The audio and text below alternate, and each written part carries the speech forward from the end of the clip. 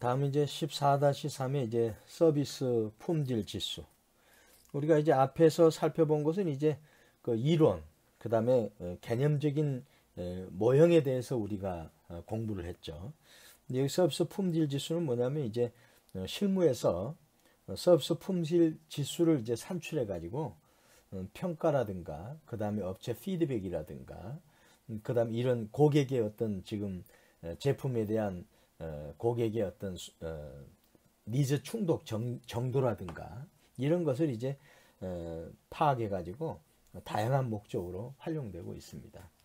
우리나라의 대표적 기관으로 이제 한국표준협회하고요.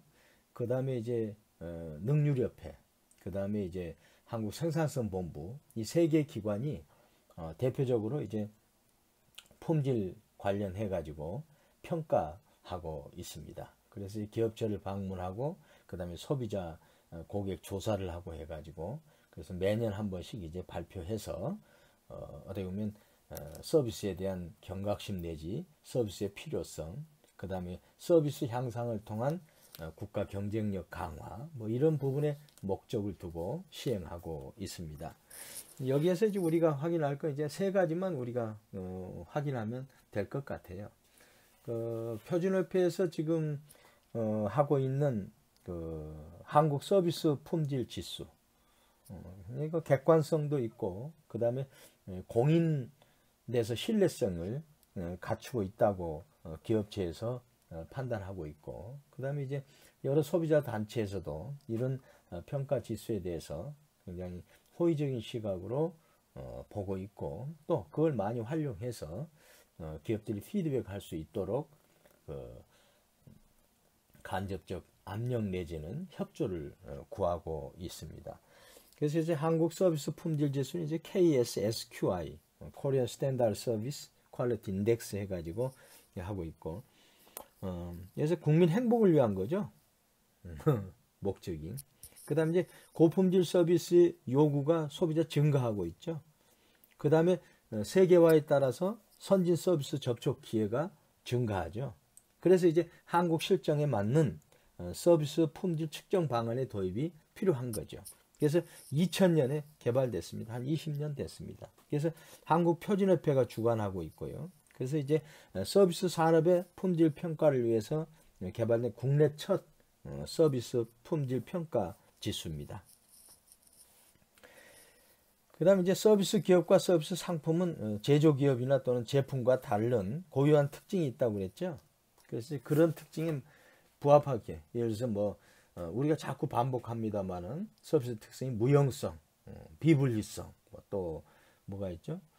이질성, 그 다음에 마지막으로 소멸성, 이런 어떤 고유한 특징이 있기 때문에 일반적인 고객 만족 지수로는 정확한 서비스 품질 평가를 하기에는 역부족이었습니다. 실질적으로. 그래서 이제 KSSQI는 서비스의 고유한 특성을 반영한 어떤 다차원적 모형으로서 일반적인 서비스 업종에 범용적으로 사용될 수 있도록 그렇게 만들었습니다. 그래서 이제 KSSQI는 서비스 품질에 있어서 성과 품질과 과정 품질을 균형적으로 고려했다. 성과 품질과 과정 품질이 사실은 서비스에 있어서는 핵심이죠. 두 축이. 과거의 모형을 우리가 공부할 때도 확인했지 않습니까? 그래서 특히 KSSQI는 서비스 품질을 그 서비스의 성과에 의해서 측정하는 서브 퍼프를 반영하고 있다. 그래서 왜냐하면 기대와 성과 자체에 있어서 기대가 성과일 수도 있고 성과가 기대에 영향을 받을 수 있고 뭐 여러 가지 복합적인 요인 때문에 중복되는 평가가 될 수 있다고 했지 않습니까? 그래서 나온 게 이제 서비스 퍼포먼스 해가지고 성과를 중심으로 해서 측정하는 걸 반영했다. 그래서 이런 측정 방법은 측정의 편리성, 그 다음에 현실적 적용의 용이성 등으로 해서 실무에서 굉장히 각광을 받고 있다. 그러니까 실무에서도 굉장히 유용한 자료로서 이거 활용하고 있고, 또 고객들이 서비스를 평가하는 데 있어서도 이 한국 서비스 품질 지수를 굉장히 많이 긍정적으로 활용하고 있다. 이렇게 우리가 보시면 되고, 이런 필요한 자료를 보시려면 한국표준협회 웹사이트에 가면은 연도별로도 뭐 품질 지수 관련 발표한 내용도 있고 여러 가지 다양한 자료가 있습니다. 여러분 참고하시기 바랍니다. 그 다음에 이제 하나는 이제 우리 한국 산업의 고객 만족도가 어떤가? KCSI, Korean Customer Satisfaction Index 해가지고 이건 능률업회에서 합니다. 한국 능률업회 컨설팅의 주관하에 실시하고 있는데 KCSI는 92년도에 매년 실시하여 언론에 공표하고 있습니다. 그래서 고객 만족도 조사해가지고 각 그 제품 및 서비스에 대해서 산업 및 기업의 현재 위치를 확인할 수 있죠. 그래서 능률업회에서 이제 뭐 예를 들어서 무슨 뭐 가전제품이나 가전제품에 대한 어떤 고객 만족도 지수가 나오고 또 산업체 전체에서 최우수 고객 만족도 뭐 시상도 하고 막 그러지 않습니까? 그래서 고객의 불만 요인을 추출하며 향후 관련 산업 및 기업의 경쟁력 향상과 고객 만족 경영 전략 수립 위한 기초 자료로 제공하는 데 의의가 있습니다. 이런 고객 만족도 지수가 없으면 경쟁 관계 파악이 어렵지 않습니까? 그 다음에 내 위치에 대한 포지션을 정확히 모르지 않습니까? 그래서 그런 것을 목마름을 해소하기 위해서 능률업회가 이런 평가 표를 가지고 평가 지수를 가지고 관리하고 있다. 그 선정 방법 및 결과 공표에 대해서는 매년 고객 만족도 조사를 통해서 해당 시장에서 가장 높은 만족도를 보인 상품이나 서비스를 선정하고 선정된 결과는 언론을 통해서 매년 공표된과 아울러 이에 인증 및 사례 발표를 위한 포럼을 개최하고 있다. 그러니까 뭔가 이게 이제 자극 요인이 되는 거죠. 기업도. 그 다음에 고객도 바른 정보를 받아볼 수 있는 거죠. 그래서 이제 애초에 우리가 뭐라 그러죠? 품질 지수에 있어서 우리가 이제 국민 행복을 위한 고품질 서비스 욕구에 부응하기 위해서 이런 한국 산업의 고객 만족도 조사를 한국 능률업회 컨설팅이 주관해서 운영하고 있다 하는 걸 우리가 확인했고 자세한 내용은 이제 능률업회 컨설팅 웹사이트에 가면은 내용을 다 확인할 수가 있습니다. 구체적인 게 많이 있죠. 그 다음에 이제 국가 고객 만족도 지수 이것은 NCSI에서 National Customer Satisfaction Index 해가지고 있는데 이건 한국 생산성본부에서 합니다. 그래서 이제 미국 고객 만족 지수 있지 않습니까? American Customer Satisfaction Index 해가지고 ACSI는 이제 기업 산업 및 국가 경제 성과를 평가하기 위해서 고객 만족이라는 체감 서비스를 측정하는 평가 시스템으로 이제 1989년도에 스웨덴의 고객 만족 지수를 바탕으로 해서 벤치마킹 해가지고 1994년에 개발이 됐어요. 그래서 최초 개발 당시에는 34개 산업, 200개 기업을 대상으로 결과를 발표했고 이후에는 ACSI를 바탕으로 1996년에 노르웨이 고객 만족 지표가 소개되었고 각 국가마다 이제 맨 처음 스웨덴에서 개발된 고객 만족 지표, 그 다음에 미국이 개발하고 그 다음에 이제 노르웨이 고객 만족 지표가 만들어지고 그 노르웨이는 12개 산업에 42개 기업에 대한 조사 결과를 발표했고 그래서 이제 특히 ACSI는 미국 고객 만족 지수는 뉴질랜드, 타이완, 오스트리아를 비롯해 가지고 전 세계에 도입되었고 한국에서는 생산성 본부에 의해서 국가 고객 만족도 지수 NCSI라는 명칭으로 채택이 되었다. 따라서 NCSI와 ACSI는 근본적으로 동일합니다. 근본적으로 이 평가 시스템이 동일한 거죠. 그래서 이제 고객 만족도 지수도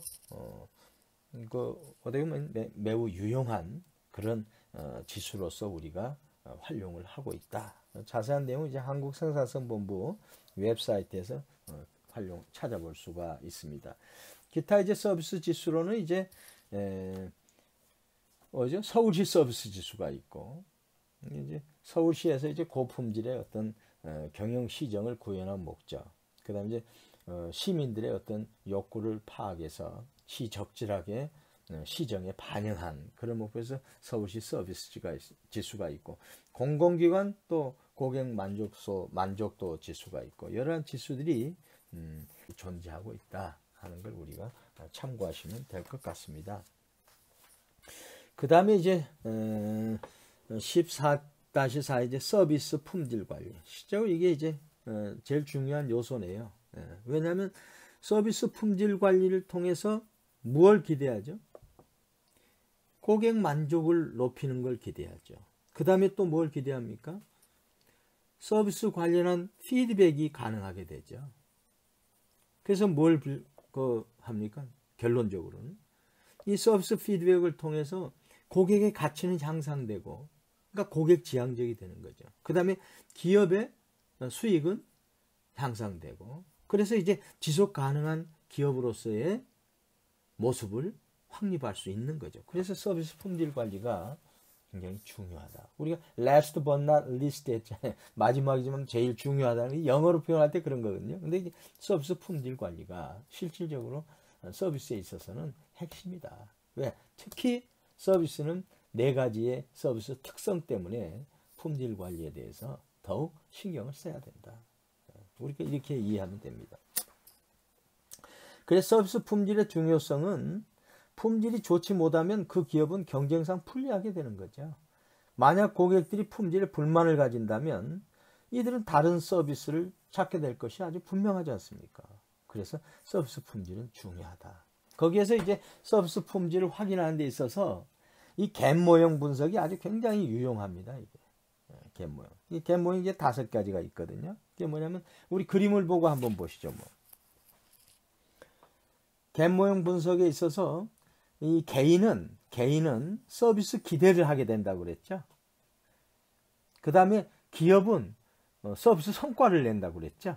거기에서 서비스 기대가 맨 위에 있습니다. 여기 서비스 기대는 구전 커뮤니케이션을 통해서 간접적으로 받는 경험이 여기에 서비스 기대에 포함이 되죠. 그 다음에 개인적 니즈가 있습니다. 서비스에 대한 내 기대는 이 정도 되겠다. 이 정도 가격을 내가 지불할 때는 이 정도의 기대를 내가 원한다 하는 거 있잖아요. wants, hopes 이런 게 다 포함된 거죠. 그 다음에 이제 과거에 내가 사용했던 경험, 이게 바탕이 돼가지고 서비스 품질에 대한 기대를 하게 됩니다. 기대를. 근데 이 기대를 충족시키지 못하는 게 이제 5가지가 있다는 거예요. 그게 보면 뭐냐면 갭 1이 하나 있습니다. 갭 1. 이것은 기업의 제공자죠. 경영층도 기업 전체를 볼 수 있죠. 기업이 고객 기대를 알지 못할 때 갭 1이 생겨요. 서비스 고객은 저 높은 데 기대하고 있는데 이 제공자는 저 밑에 적정 서비스 이하 정도 있다 그러면 이제 불만이 되는 거 아닙니까? 그렇게 이제 그걸 이해를 못할 때 갭 하나가 생깁니다. 그 다음에 갭 2는 뭐냐면 서비스 설계나 기준이 고객 기대와 다를 때 그래요. 그러니까 서비스를 설계할 때부터 사실은 고객이 참여해야 되는데 그런 참여가 부족한 거죠. 그러니까 이게 기업이 자만하게 되는 거죠. 그래서 자기 스스로를 구속시키는 거죠. 그런 게 이제 갭 2입니다. 그 다음에 갭 3는 서비스 성과가 설계 및 기준과 다를 때. 그러니까 뭐냐면 이제 서비스 성과는 그러니까 설계 및 기준은 어느 정도 했다고 보지만 이런 서비스 설계 및 기준이 성과가 설계 및 기준과 다르게 나타난다 이거죠. 다르게 나타난다. 그건 이게 뭐 기능적 품질 같은 경우를 통해서도 이게 나타날 수 있죠. 갭3 같은 경우. 왜? 그게 이제 고객과의 접점 활동 통해서 발생되는 그런 문제일 수도 있으니까요. 그 다음에 이제 갭4는 뭐냐면 서비스에 대한 외부 커뮤니케이션 아닙니까? 그 뭐 이거 해주겠다고 그랬는데 실제 성과가 약속과 다를 때 갭4가 발생시키는 거죠. 이걸 전체가 다 문제가 돼가지고 갭5로 인해서 서비스 기대와 그 서비스 인식 간의 차이가 나서 그러니까 성과와 기대 간의 차이로 인해서 서비스 품질에 대한 불만을 고객이 갖게 된다 이거죠. 그래서 이 갭 1, 2, 3, 4, 5 특히 갭 1, 2, 3, 4에 대한 것을 철저히 분석을 해서 모형 분석을 해서 각 단계별로 문제된 것을 개선해야 된다 하는 겁니다. 굉장히 중요한 모형이고 정말 일목요연하게 잘 정리가 됐거든요. 그래서 여러분도 이 모형 정도는 서비스 품질 관리에 있어서 기본적으로 갭 모형을 알고 있어야 됩니다. 네. 그걸 이제 구체적으로 이제 원인하고 해결 방안을 한번 보시죠. 보면은 갭 1을 보면은 고객의 기대와 경영자의 인식 차이다. 말씀드렸죠. 거기서 보면 원인이 뭐냐? 경영자가 고객의 기대를 파악하는데 실패한 겁니다. 파악을 안 했거나 고객 지향적인 사고가 아닌 경우도 판단할 수 있죠. 그건 어떻게 해결 방안이 뭐냐? 시장 조사를 해야 됩니다. 항상 조사가 필요합니다. 조사가. 그 다음에 상황적 커뮤니케이션 활성화해야 됩니다. 그건 뭐냐? 상황적 커뮤니케이션이라고 그러면 상황 발생 시마다 상황마다 과정마다의 고객과의 커뮤니케이션이 중요하다는 겁니다. 그래서 쌍방향이라고 우리 얘기하지 않습니까? 그 다음에 관리층이 너무 많으면 그게 장벽이 됩니다. 그로 인해서 고객의 목소리를 들을 수가 없게 되고 자기들만의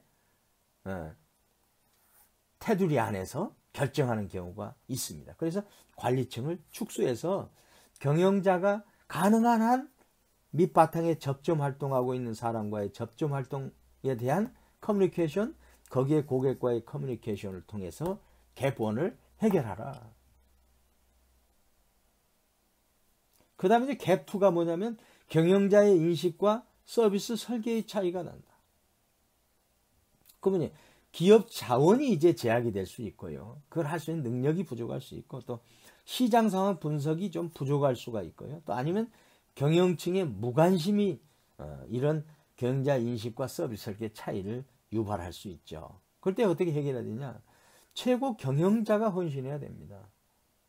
우리가 서비스 피라미드나 서비스 삼각형의 스타일 때 그럼 경영자가 먼저 중점에 서서 고객 마인드의 경영 철학과 고객 마인드의 비전을 가지고 목표가 하향돼서 또 하위 상달, 상위 하달이 돼가지고 이게 접점 활동이 원활한 상황적 커뮤니케이션이 될 수 있도록 하는 거 아닙니까? 그러려면 제일 먼저 누가 해야 돼요? 최고 경영자가 헌신해야 되는 거죠. 그래서 서비스의 제1의 실무자는 누구다? CEO다. 이렇게 우리가 얘기하는 거죠. 남이 해주는 게 절대 아닙니다. 그 다음에 서비스 품질 목표를 또 개발해야 되죠. 그 서비스 품질 목표를 어느 수준으로 할 건가? 가시적으로 보여야 됩니다. 가격과 밀접한 연관이 있기 때문에 그렇습니다.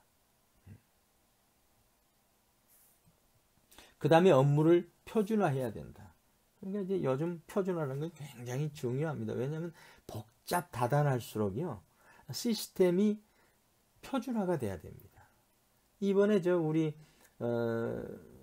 국가 위기극복 재난지원금입니까? 그거 하는데 벌써 이미 95% 이상 다 이미 받았지 않습니까? 바로 5분이면 다 처리가 되지 않습니까? 그것 자체가 국가 시스템을 평가하는 겁니다. 얼마나 잘 됐습니까? 그게. 네. 그게 바로 시스템입니다. 그냥 표준화가 돼 있다는 거죠. 그런 것을 국가기관이면 국가기관, 기업이면 기업, 개인이면 개인이 나름대로 표준화 툴을 만들어 가지고 표준화해요. 우리가 왜 어려서 그 일과표, 계획표를 하루 계획표를 작성하지 않습니까? 이것도 사실은 표준화의 시초입니다. 처음입니다. 이게 세팅이 되면 시간 관리가 원활하게 내도 모르는 사이에 이제 체화돼 가지고 진행이 되는 거죠. 그게 중요합니다. 그다음에 이제 고객 기대의 실행 가능성을 분명히 인식해야 된다. 그러면 이제 경영자와 어떤 서비스 설계하는 데부터 고객의 니즈가 반영된 설계가 되니까 갭2가 해소될 수 있는 거죠. 그 다음에 이제 갭3는 서비스 설계와 실제 제공 서비스 간의 차이가 나는 거예요. 그 이제 접점 활동의 문제죠, 이게. 보면 이제 직원이 서비스 설계를 숙지하지 못한 경우에 발생할 수 있어요. 그래서 직원이 서비스 설계 수행 능력이 부족할 때도 발생할 수 있어요. 그 다음에 직원이 서비스 설계 수행을 꺼리는 경우에도 발생할 수 있다는 거죠. 그러니까 설계만 잘하면 뭐예요? 그 다음에 경영자가 고객 지향적인 마인드를 가지고 하면 뭐예요? 밑에 직원의 벽이 딱 쳐 있으면은 바로 이런 갭이 서비스 품질 향상을 가져올 수 없는 거죠. 그래서 팀워크를 향상해야 돼요. 이제는 권위주의적인 상사는 이제 직원들로부터 외면을 받습니다. 자유분방하면서도 질서가 베이스에 깔려 있는 그러한 팀워크가 필요한 거죠. 우리가 군대를 보면은 비교가 뚜렷해요. 미국의 군대는, 미군 부대 군대는 근무 시간이 제외되고는 상사나 밑에 직원 간에 인격적으로 동일체로 간주해요. 예를 들어 장군 방에 들어가서 비근무 시간 중에, 비업무 중일 때 사적인 경우에는 책상에 앉아가지고 주머니에 손 넣고 아무 문제가 없어요. 그걸 그 상사를 무시하는 게 아니에요. 문화 속에서 우리는 동등하다는 거예요. 인정해 주는 거예요. 그 다음에 워런 버핏하고 빌 게이츠가 우리는 친구다 하면서 어깨 동무하고 주머니 손 넣고 저거 하면서 하이파이브 하는 것 자체, 우리 동양식으로 저런 아들 같은 녀석이 어떻게 저 아버지 같은 놈을 친구라고 그러잖아요. 근데 미국은 그게 아니에요. 의식이 동일하고 그 다음에 개인 인격에 대해서 어린이라 할지라도 내가 못하는 것을 한다, 존중한다, 그러면 다 친구인 거예요. 그게 이제 굉장히 중요한 것 같아요. 우리도. 근데 우리 군대에 보면은 상사다 그러면 어디 감히 손을 주머니에 손 넣고 얘기하나요? 그럼 어떻게 뭐 사적인 시간이라도 책상에 앉아가지고 발 꼬고 저거 하나요? 이러잖아요. 근데 그것을 기성세대부터 타파해야 돼요. 들어와 해가지고 다리 꼬고 앉아서 어때요? 자연스럽게. 그게 무시한 게 아니라 이거죠. 이제 그런 게 이제 팀워크 향상을 통해서 그런 벽을 깨야 돼. 기업도 지금 많이 깨고 있습니다. 옛날에는요, 저희 입사할 때는 사원, 대리, 과장, 차장, 부장, 임원 이랬어요. 그래가지고 맨 처음 입사하면 맨 끝에 앉았어요. 네. 그래가지고 거기서 이제 복사하고 그런 심부름만 했거든요. 그 다음에 이제 한 3년 지나면 대리가 돼요. 네, 대리. 그럼 대리 때 되면 이제 내 주어진 업무가 어느 정도 담당이 주어져요. 그럼 그 일을 하거든요. 그 다음에 이제 3년이 지나면 3년에서 4년 과장이 돼요. 과장. 네. 과장이 됐을 때는 이제 과책임으로써 여러 대리 담당들이 하고 있는 업무를 총괄 지휘할 수가 있죠. 그 다음에 과장진이 이제 차장이 되거든요. 차장이 팀장이 되거나 부장이 되거나 아니면 이제 과장으로서의 역할을 수행하는 자리 가거든요. 또 이제 한 4년 지나면 부장이 돼요. 부장. 이제 부장이 되면 이제 여러 개, 두세 개 과를 함께 묶어서 이제 그 과를 총괄하는 거죠. 그 다음에 이제 임원이 되면 이제 자기가 주어진 담당 내에 몇 개 부서를 맡아가지고 수행하는 거죠. 그래가지고 임원이 되면요, 방이 딱 주어져 있어요. 그래가지고 비서가 한 명이 있어요. 그래가지고 그 비서가 업무를 다, 행정 업무는 다 보조해줘요. 지원해줘요. 커피도 타주고 그래요. 제가 입사할 때 타이핑으로 문서 보고를 했는데 여직원들이 다 타이핑을 쳐요. 전동 타자기로 다 쳤어요. 잘 치니까. 그래가지고 거기서 잘못되잖아요. 위에 과장이 야 이거 바꿔 그래 바꾸잖아요. 바꿔서 이제 부장, 차장, 부장한테 이제 올리면은 부장이 또 수정을 가해요.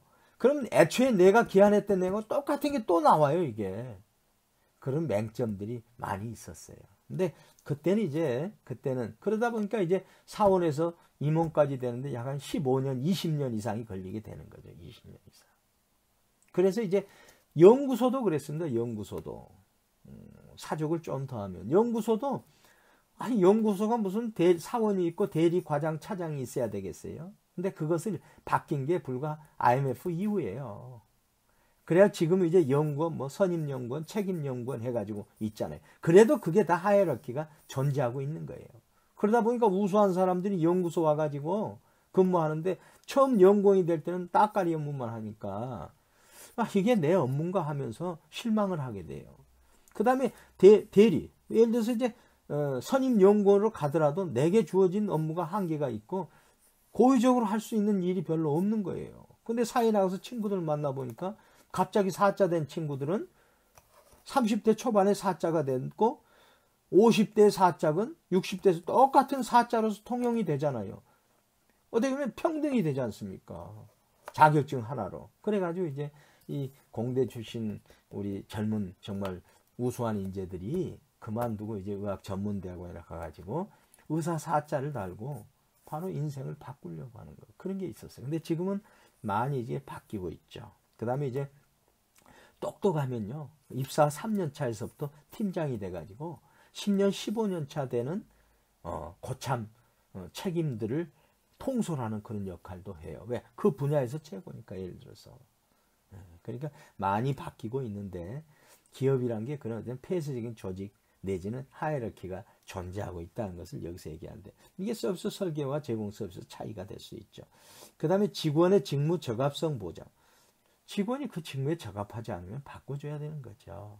그 다음에 기술 직무 적합성. 그 기술과 직무가 적합성이 되게 되면 그 업무를 계속할 수 있도록 해줘야 되죠. 이번 질병관리본부 있잖아요. 질병관리본부. 이걸 질병관리청으로 바꾼다고 그러더라고요. 그럼 이 사람들이 밑에 연구원으로 와서 질병관리청장이 될 때 이 조직 속에 있는 사람들이 모든 업무를 다 하나하나 보장을 해줘야 되는 거예요. 밖에서 낙하산으로 오면 안 된다 이거죠. 그렇지 않습니까? 그래서 조직도 키워주고 재량도 주고 임파이먼트 주고 그래서 대한민국에 있어서 질병 내지는 감염병에 있어서는 최고의 기관이 돼가지고 그 사람들이 기업과 협업을 하고 학교와 협업을 해가지고 정말 다른 나라보다도 아니면 뭐 우리 인류를 위해서 선도적인 결과물을 창출해도 하는 그게 중요한 거죠. 그게 누구 자리 만들려고 한 게 아닙니다. 사실은. 그렇죠. 그래서 그런 것을 보장해 줘라.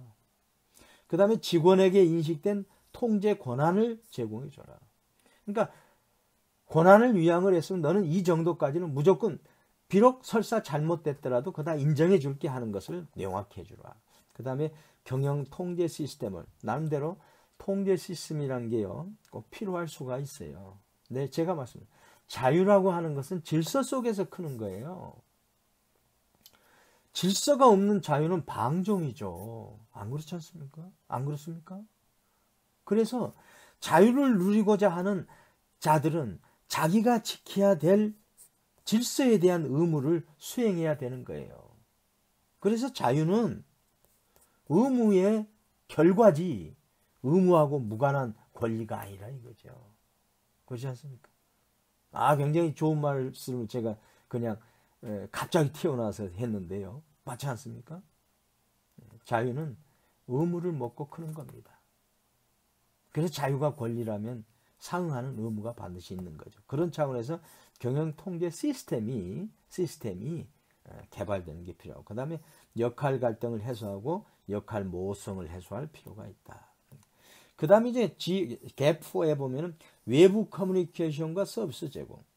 커뮤니케이션 부족이거나 과대 약속이 있죠. 특히 과대 약속이 많아요. 좀 과장되게 약속해놓고 나중에 서비스는 그 기대 이하로 되는 이게 바로 갭4 이거. 괜히 그러는 거예요.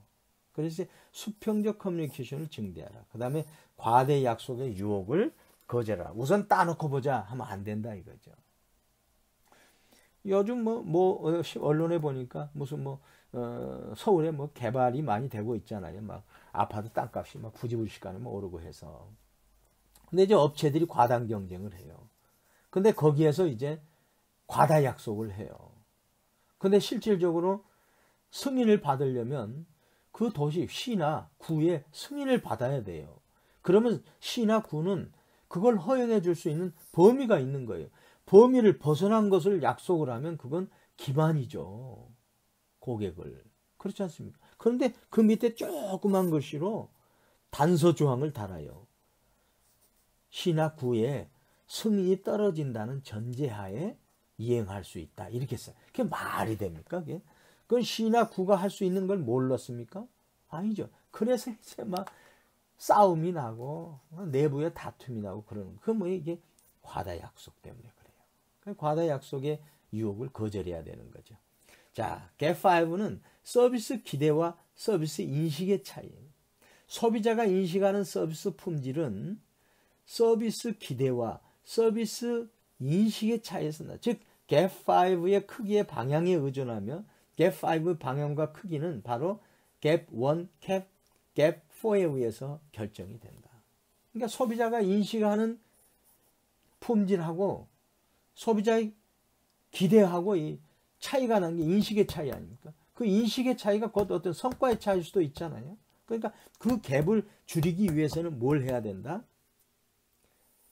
갭1에서 갭4에 의해서 만들어진 갭을 바로 개선해야 된다. 이런 거죠. 이렇게 우리가 갭 모형에 대한 관리로 서비스 품질 관리를 하게 되면 이게 서비스 기본이 다 확립이 된 거죠. 이게 서비스 마케팅의 또 기본입니다. 이게 갭 1에서부터의 갭 5가. 그래서 오늘 마지막 강의 내용 중에 이 서비스 품질 관리의 갭 모형이 굉장히 중요하다 하는 그런 말씀을 다시 한번 강조합니다. 그다음에 서비스 품질 함수의 형태. 보통 쉽게 말씀드리면 서비스 품질 함수의 모양은 고객의 특성과 품질 속성의 차이에 따라서 선형이 아니고 비선형인 경우가 더 현실적입니다. 그림 14-5의 비대칭 품질 지수를 한번 보시죠. 자, 가로축은 서비스 성과입니다. 세로축은 지각된 서비스 품질 수준입니다. 지각된. 그래서 가로축의 서비스 성과에서 N 지점이 서비스 기업 성과가 정상이 되는 시점입니다. 정상. 그 다음에 이제 N을 기점으로 해서 N보다 낮은 수준의 성과를 나타내는 경우에는 지각된 서비스 품질이 가파르게 감소합니다. 이 꺾이는 게 가파르죠? 가파르게 감소합니다. 근데 보세요. 그 이 얘기는 뭐냐면 품질이 저조한 수준일 때는 부정적 인상이 더 커져요. 심리적으로.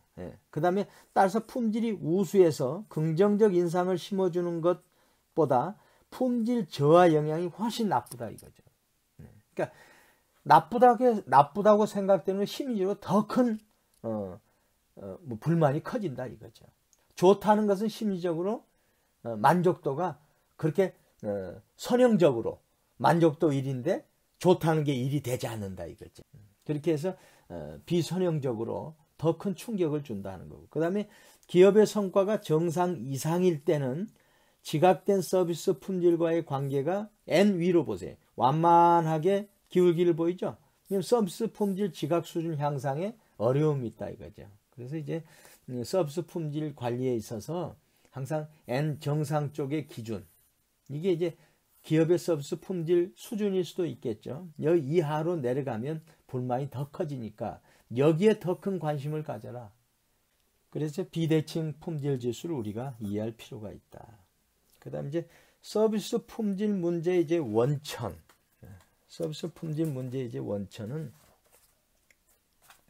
생산과 소비의 비분리성, 노동 집약성. 이게 이제 품질 문제가 항상 발생되는 원천입니다. 이거. 그럼 뭐냐면 제품은 제조된 후에 판매되잖아요. 그 다음에 서비스는 판매된 후에 고객 앞에 생산되지 않습니까? 그러니까 제품하고는 달라요. 제품은 그러니까 제조된 후에 판매되고 소비되는데 서비스는 판매된 후에 고객 앞에서 생산되는 거예요. 거꾸로죠.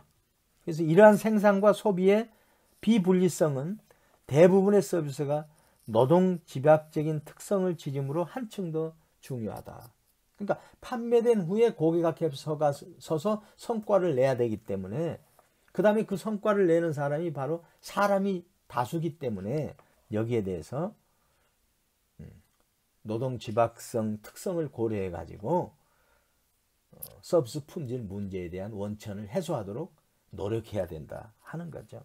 그래서 서비스의 노동 집약성으로 인해서 서비스는 표준화가 되기가 좀 어려워요. 그 다음에 제공된 서비스의 편차로 인해서 고객 서비스 경험이 좀 불만족스러울 수가 있어요. 그래서 고객 서비스에 대한 경험은 서비스 제공자와 그의 서비스 제공 과정에 직접적인 영향을 받으므로 많은 서비스 품질 문제들이 생산과 소비의 비분리성으로 인해서 발생되게 된다. 그 다음에 이제 직원에 대한 부적절한 서비스가 있어요. 그건 뭐냐면 고객이 받는 서비스 품질은 서비스 직원이 수행하는 서비스 품질이죠, 이게. 근데 서비스 직원에 대한 부적절한 서비스는 서비스 품질 문제의 주요 원천이 된다. 그래서 이제 직원들에 대한 서비스는 내부 서비스로 우리가 부르지 않습니까? 그래서 직원의 부적절한 서비스는 기술적이든 감정적이든 결과적으로 고객에게 제공하는 서비스에 대한 문제를 일으킨다.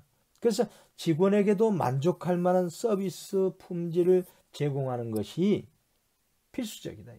그래서 내부 고객이라고 하지 않습니까? 그 다음에 커뮤니케이션 상의 차이.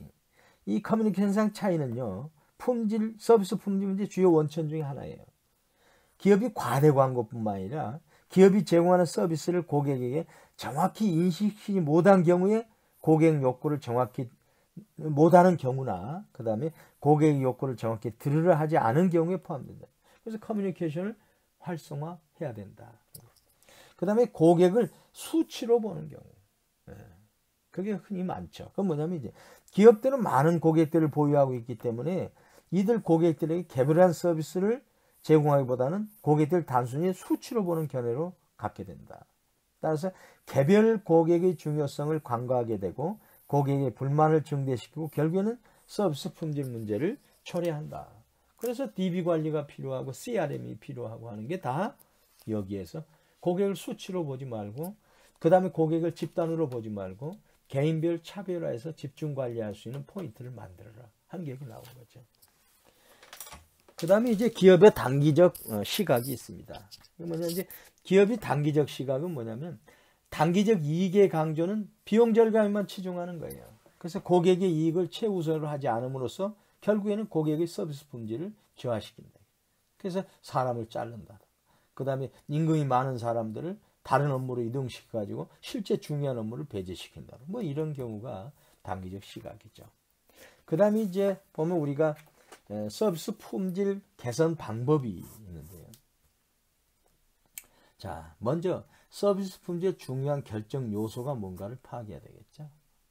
그럴 때 이제 갭 모형이 필요하겠죠. 서비스 품질 개선은 고객의 중요한 서비스 품질 결정 요소를 파악하는 것으로부터 시작한다. 이를 기초로 해서 서비스 품질을 개선을 효과적으로 시행할 수 있다. 그렇죠. 그 다음에 고객 기대 관리를 해야 된다. 고객 기대 관리가 뭐냐면요. 고객의 기대는 고객의 품질 인식에 중요한 역할을 하죠. 그래서 과대 약속에 대한 유혹에서 벗어나서 적절한 서비스를 제공하는 것이 기업의 좋은 품질 이미지 달성에 도움을 준다. 약속한 대로 이행을 하라 이거죠. 그 다음에 유형 요소를 관리하라. 자, 유형 요소를 관리한 것은 고객 기대 관리와 밀접한 관련이 있습니다. 고객 기대 관리는 서비스 제공 이전의 현실적 기대를 보증하는 것이죠. 유형 요소의 관리는 서비스 제공 중 또는 그 이후의 평가와 관계가 있습니다. 그래서 고객은 유형 요소에 쉽게 접근할 수 있으며 평가하기도 쉬우므로 이러한 요소의 관리는 제공된 서비스 품질 평가를 좌우한다. 그래서 우리가 서비스 하나를 받잖아요. 여러분이 소비자로서. 그럼 이제 고객 만족도 조사를 하지 않습니까? 불만족에서 매우 만족까지. 근데 전반적으로 서비스 품질에 있어서 만족도 평가는 뭘로 하죠? 심리적 평가입니다. 기능적 평가입니다. 서비스 그 기술적인 평가하는 것은 시간이 좀 더 걸리는 아닌지 그건 뭐 소비자가 알 바 아니죠. 근데 얼마나 서비스맨이 고객과 커뮤니케이션을 하면서 고객님 이런 경우에는 이렇게 하시면 되고요. 또 이렇게 하시면 되고 또 빈말이라도 그렇게 했을 때 사람은 호의적으로 보게 되는 거죠. 그럴 때 이제 만족지수가 높아지는 거죠. 그 다음에 갈 때 명함을 제공하면서 일 있으면 알려주십시오. 그거 유형적이잖아요. 그 다음에 집에 방문할 때 신발에 냄새가 나지 않기 위해서 양말을 갈아 신는 행위라든가. 그럼 보이지 않는 모습을 보면서 고객 만족은 올라가는 거죠. 그 다음에 이제 고객에게 서비스 내용을 제공한다. 그건 뭐냐면 이제 반드시 제공을 해요. 고객님, 금액이 얼마 나오는데 거기에 서비스 내용이 이거였습니다. 근데 이것 중에 하나는 교체하는 것보다는 제가 여기서 조금만 더 노력을 기울이면 더 사용할 수 있기 때문에 그냥 AS 했습니다. 나중에 혹시 문제가 되면 그때 가서 하셔도 늦지 않고 충분히 당분간은 사용할 수 있는 이런 게 다 내용을 알려줘야 되는 거예요.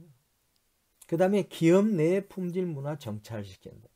그래서 품질은 말로 하는 게 아닙니다. 행동으로 하는 겁니다. 그 다음에 품질은 밑에 점점에 있는 직원만 하는 게 아닙니다. 경영자에서부터 밑에 임시직 직원에 이르기까지 하나로 고객 지향적인 의식이 백혀 있어야 되는 겁니다.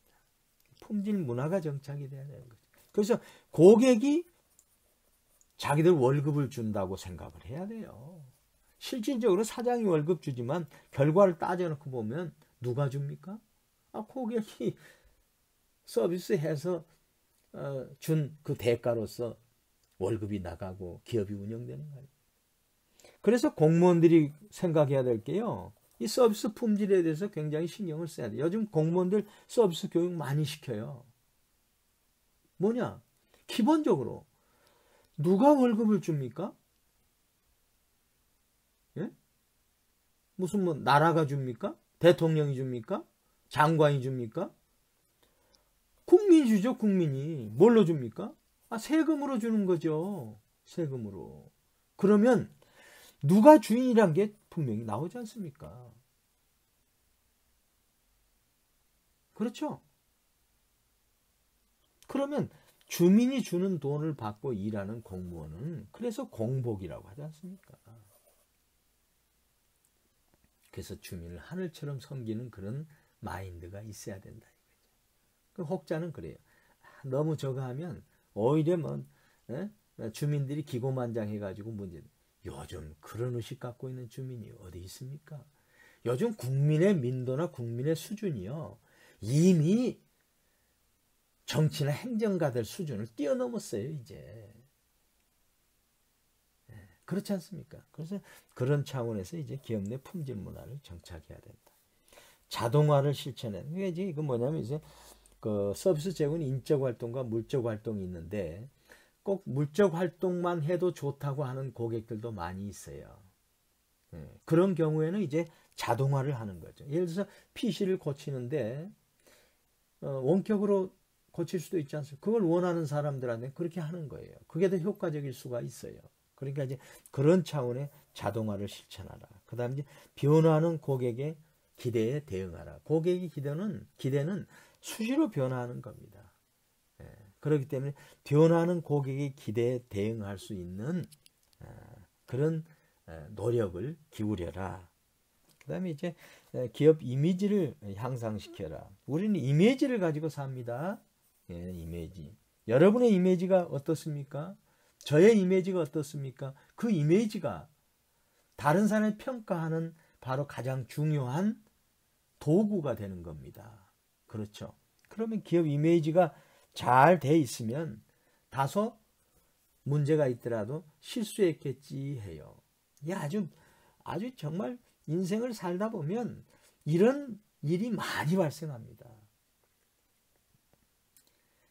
저희는 직장 생활을 오래 했지 않습니까? 그럼 직장 생활은 A 직장, B 직장, C 직장이 있다고 봅시다. 그러면 똑같은 제품을 생산한다 그러는데 불량률이라든가 그 다음에 불량 건수라든가 품질 평가라는 거 보면 다 똑같아요. 똑같아요. 그 다음에 부품을 특히 보면 부품이 한 기업에서 다 부품을 제공해 주는 경우가 많아요. 그런데 여기에 선입견이 있어요. 선입견. 선유 경향이라고도 하죠. A사 제품에 문제가 생기면 실수해서 그랬거니 한단 말입니다. 근데 C사 제품에 문제가 발생되면 역시나 그렇지 이런다 이거예요. 그게 이미지의 차이입니다. 그래서 여러분들 선입견을 찾는 게 first impression, 첫 인상이 중요하다는 게 그런 겁니다. 그래서 우리는 선입견을 좋게 하기 위해서 이미지를 하기 위해서 뭘 한다고 그랬죠? 선조들은 신, 언, 서, 판 나의 몸을 관리하는 거예요. 그래서 요즘 남성들도 화장하고 그러지 않습니까? 그게 필요한 거예요. 왜? 나의 이미지에 있어서 가장 기본이 바로 외모니까요. 그 다음에 자기 몸을 관리하는 겁니다. 젊은 사람이 예를 들어서 배 나와 보인다 그러면 좀 게으르다는 선입견을 사람들이 갖고 있지 않습니까? 자기 관리도 못하면서 뭘 하는 이런 얘기가 있지 않습니까? 이게 선입견이 나쁜 선입견이 있고 좋은 선입견이 있는데 나쁜 선입견이라 할지라도 그걸 인식하고 개선하려는 노력이 필요하다 이거죠. 신, 몸을 관리하는 겁니다. 언행, 말에 있어서 품위 있게 하거나 루드 리마크스를 하지 않는 것, 그냥 거침만 하지 않는 것.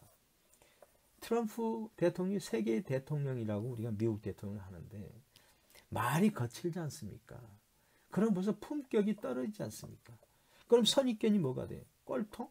뭐 이렇게 되는 거 아닙니까? 근데 그게 스스로 자초한 거예요. 그 다음에 글로 써도 아름답게 써야 돼요. 요즘 유튜브 같은 데 보면요, 아주 자극적인 거 맞어요. 근데 그 정도 모르는 사람이 어디 있어요, 세상에. 솔직히 말해서. 아니, 전문가들 TV에서 나오는데 그 정도 모르는 사람이 어디 있어요, 솔직히 말씀드려서. 그것은 초등학교 나온 사람도 다 알고 있는 거예요. 근데 서로 갈려가지고 막 주거니 받까 하는 얘기를 보면 시정 잡배반토 못한 그런 주장을 마치 그게 진리인 양 내과리고 있지 않습니까? 그게 바로 언서가 잘못된 거예요. 그 다음에 언론에서 기사를 쓰거나 특히 사설을 쓸 때는요, 굉장히 정직해야 돼요. 그 다음에 객관성이 충분히 담보돼야 돼요. 근데 그것을 마치 자기의 어떤 이념적 잣대를 가지고 공격하는 도구로 쓴다 그러면 그게 서가 잘못된 거죠. 그 다음에 나중에 판단이에요, 판단. 내가 판단하는 게 다른 사람의 상처가 주지 않는지 이것까지 다 고려해서 하는 게 판단이에요, 판단. 판단이라는 것은 행동과도 동일하죠. 그래서 우리 선조들은 실언서판을 매일 강조하고 그걸 지키려고 노력을 했어요. 그게 이제 기업의 이미지입니다. 여러분의 이미지입니다. 저의 이미지입니다. 저에 대한 품질 관리도 해야 되겠죠. 그렇지 않습니까? 여러분에 대한 품질 관리도 해야 되겠죠. 기업에 대한 품질 관리도 해야 되는 거죠, 우리가. 그 다음에 이제 가시적 평가 기준을 제공하라. 중요하죠. 평가 기준이 가시적이어야 됩니다. 그래서 항상 척도를 사용하고 뭐 그런 거 아닙니까? 그 다음에 거기에 대해서 이제 시상도 하고. 그래서 잘하면 잘한다고 뭔가 가시적으로 나와야 다른 사람들이 그 기준을 보고 모범 사례로 삼아서 따라하고 그럴 거 아닙니까? 그러니까 지금까지 이제 서비스 품질 개선 방법을 얘기했는데 이게 우리 개인의 문제하고도 이입을 시켰을 때 굉장히 유용한 그런 내용이 될 수 있다는 걸 확인할 수 있지 않습니까? 그 다음에 전략적 시사점 및 교훈. 보면 서비스 품질은 뭐냐? 고객이 지각하는 것이다. 아무리 내가 기업이 이건 서비스 품질 최고입니다 해도 그건 별개다 이거죠. 고객이 지각하고 고객이 인식하는 그 품질이 바로 서비스 품질이다. 이렇게 보시면 됩니다. 그 다음에 서비스 품질은 서비스 프로세스로부터 분리될 수 없다. 그렇죠. 서비스 설계에서부터, 마인드에서부터 설계에서부터 진행하는 과정 전체가 고객과 함께 해야 된다 이거죠. 왜냐하면 성과라는 것은 만들어 놓은 다음에 고객과 접점 활동 속에서 발생하기 때문에 그 전에 문제가 되면 성과가 나올 수 없는 거 아닙니까? 그게 바로 프로세스로부터 분리될 수 없다. 그 다음에 서비스 품질은 일련의 서비스 접점, 즉 서비스 제공자와 고객 간의 상호작용 속에서 생산된다. 그래서 이제 서비스 접점 활동에 있는 서비스 제공자는 기술적 품질과 기능적 품질과 환경적 요인을 다 고려해 가지고 서비스 품질 관리를 해야 된다. 그 다음에 누구나 고객이 지각된 서비스 품질에 기여한다. 이건 뭐냐면 서비스 품질이란 것이 서비스 직원과 고객 간의 상호작용 중에 생산되기 때문에 대다수 직원들이 서비스 품질 생산에 참여하고 있다고 얘기할 수 있죠.